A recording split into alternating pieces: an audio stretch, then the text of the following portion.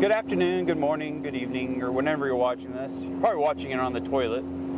That's where I think a lot of people watch their videos nowadays, is, when they take their morning constitutional while they're at work, and so they decide to sit in the bathroom for a half hour watching a video on YouTube. If you're watching this and you're doing that, kudos to you. Hopefully you got some earbuds in, so not everybody's hearing my annoying voice. But let's talk about something. I get asked surprisingly a lot about this one question. And I'm not law enforcement, never served in the military, but I am pretty kind of a gun nut. I'm kind of autistic in ways I can describe different calibers and ammunition and the history, some brief history. I'm not an expert in it. Go to Forgotten Weapons if you want that. But, so I get asked this a lot by friends and family and coworkers, neighbors. What type of gun should I get? I want to get a gun. What should I get? And I always tell them, well, it depends. What do you want? And why are you getting it? And most often it's, self-defense. And I say, well, are you going to carry concealed? And if they answer yes, I'm like, well, that dictates one answer. And if they're not going to carry concealed, they just want something for home defense, that dictates another answer. And in general, I always tell people one of two things. If it's going to be something you're going to carry regularly, get a pistol. And then they'll say, well, what type of pistol? Should I get a revolver because they're simplistic and easy to use? And I say, no. They're a pain to reload. And yeah, they're a pain to reload. And good quality ones are going to cost you a pretty good amount of money. Something like a Python, a Colt Python, or a Smith & Wesson, which is great that Colt. This seems like a really great option because Ruger decided, well, we can't make a Glock 19 killer, so we'll just make a Glock 19. It works. So, yeah, they get the Glock 19, or the Ruger Glock 19. My only major problem with that one is the optics cut. It's a universal optics cut, which I understand why you do a universal optics cut, but universal optics cuts to me have some major issues because it's universal, so it's not a tight fit, and so might have some shearing issues with screws and stuff. Maybe Radiant can fix that with a new Guardian mounting platform for it. Suggestion to Radiant Arms on that one to make a new Guardian platform for the Ruger. Okay, so that's what I tell them if they want to get a pistol. I also tell them maybe you should also plan on getting a rifle, because a rifle is superior for home defense and even personal defense than a pistol. Everyone knows it. You get better ballistics and you get 3 points of contact because you're holding the grip with one hand, you're holding the forearm with the other, and you're tucking it into your shoulder, so you got 3 points of contact, so you're going to be more accurate. You'll get better follow-up shots with it. They're just a better platform, and you get higher velocities and better terminal ballistics. So that's what I tell people. And so then I tell them, okay, now, and they're going to say, well, what type of rifle? I'm like, well, what's the generic black rifle, #1 selling rifle in America? And they'll say the AR platform. I say, bingo. And then they ask, well, is there a certain type, brand, or something? I say, well, there's not really a certain brand or type I would necessarily say you can go with. If you want to go a little cheaper, I've heard good things from Palmetto State Armory. Sorry, I really need to fix that exhaust leak in this car, this pickup. Or you get yourself, or you can spend a little bit more. You're looking at north of $1,000. Get yourself something in the BCM or Daniel Defense platform. Those things are bulletproof, they run. Or you can get yourself a Colt. I know, Colt, but they work, they're good.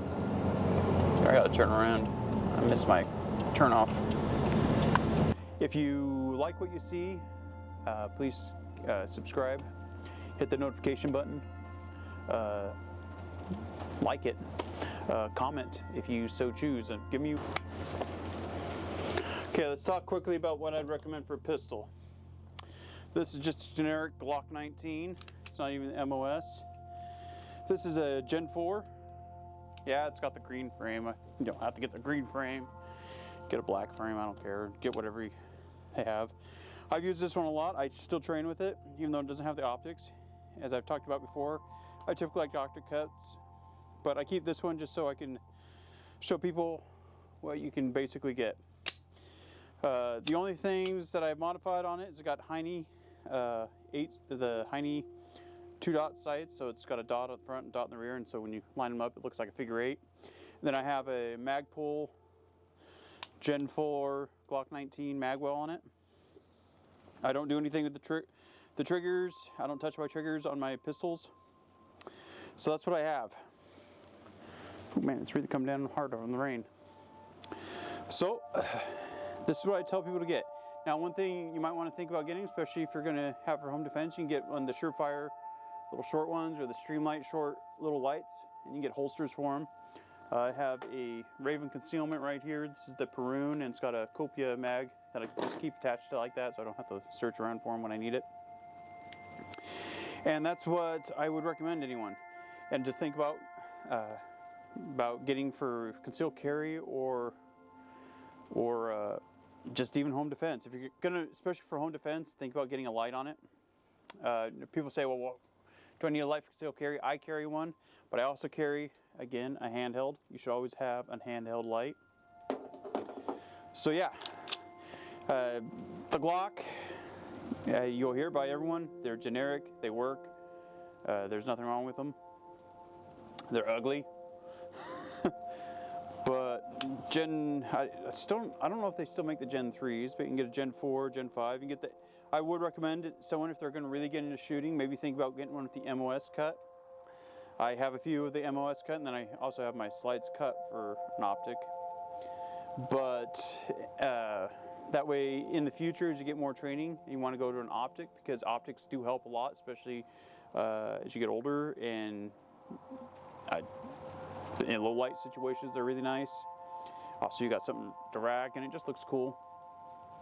Think about an MOS, or just get a regular one, and then you can go send the slide off to get milled. Again, I'd recommend everyone, if you're going to buy one of these, buy 2, because if I use this in a defensive gun use, it's going to be confiscated. I'm going to lose it for a minimum of a year, probably, if not longer. Even as any defensive gun use should be, completely justifiable. The problem is, depending on the location you're in, you could have county prosecutors or state attorneys or whatever they're called in whatever state you're in. You know, if they're Soros funded, they're going to try and prosecute you. Depending on the administration, you could have a federal investigation because you denied someone their civil rights or what have you. Just look at what they did to George Zimmerman, completely justifiable shoot. Look what they did to Kyle Rittenhouse on a completely justifiable shoot. I mean, especially his. I mean, his were caught on video. It's showing that they're completely justifiable. And they prosecuted him. And they're still trying to go after him civilly. Look what they did to Daniel Petty, the Marine there in New York. He defended his life and he didn't even use a gun. He just used a chokehold, and the guy was still alive after he did the chokehold on him and subdued him, and he died later, but they still tried to prosecute him for it. So think about that when you're going to lose this gun. Okay, now, man, it's really coming down where I'm at.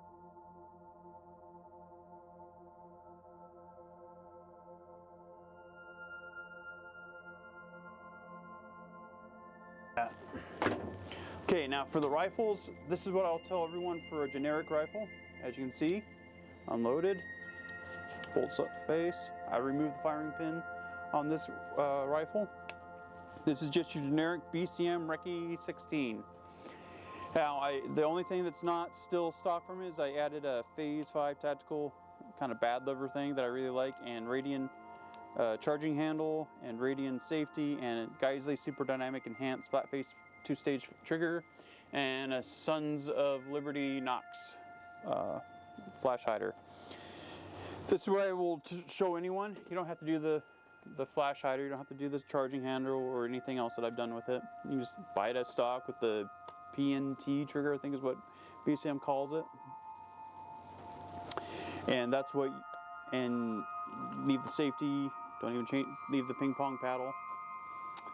And you got a good rifle, good to go. Now what when you buy them, typically most rifles now don't come with even iron sights or a sling or anything, or a light.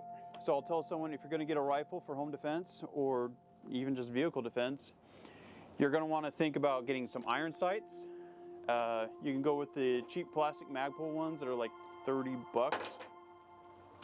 But I typically, I have a few of them just in case I have to put them on a rifle really quick and I don't have time to go get some good standard steel ones. But I will recommend someone you get metal sights. James Yeager of Tactical Response, the late James Yeager, whether you like him or you've heard of him or you don't like him, guy was a true patriot, true Second Amendment defender. He had some strong opinions. You could disagree or agree with some of them or disagree with all of them. Either way, he had a great recommendation. On your fighting rifle, you should have metal sights, and I agree with him on that one. That was a great piece of wisdom that he endowed upon us before his passing. But yeah, get some iron sights and get a sling, and then get a light.